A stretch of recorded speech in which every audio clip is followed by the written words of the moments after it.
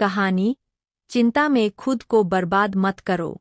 एक समय की बात है, एक युवा नागरिक नामक व्यक्ति अपने जीवन में अजीबोगरीब समस्याओं से घिरा हुआ था।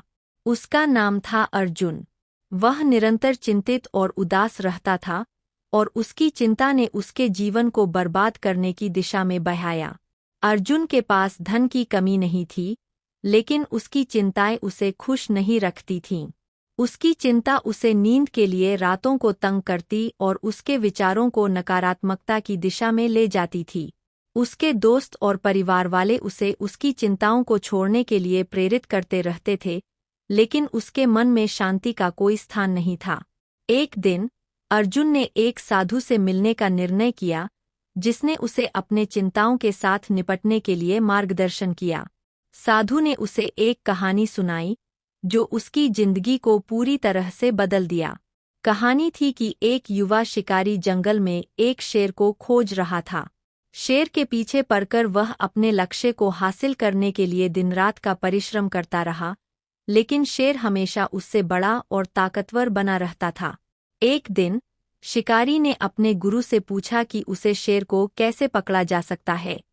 गुरु ने कहा, शेर को पकड़ने के लिए तुम्हें उसका पीछा छोड़ना और अपने लक्ष्य के लिए जोरदार परिश्रम करना होगा।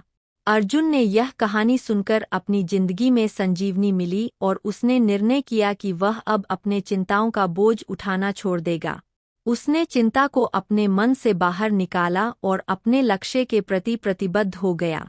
धीरे धीरे अर्जुन ने अपने जीवन को संवार लिया और उसने अपने चिंताओं को विचारों में डालना बंद कर दिया। वह अब प्रसन्नता और समृद्धि के साथ जीने लगा और उसकी जिंदगी नई उड़ान भरने लगी।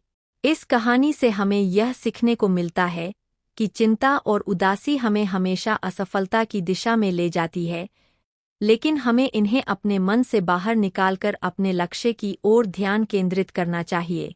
चिंता में खुद को डूबने से बेहतर है कि हम उसे समाधान के रूप में देखें और उस पर ध्यान केंद्रित करें, जिससे हमारी जिंदगी में सकारात्मक परिणाम हों। समापन। चिंता में खुद को बर्बाद न करें, बल्कि उसे समाधान के रूप में देखें और अपने लक्ष्य की दिशा में आगे बढ़ें। यह हमें हमेशा अग्र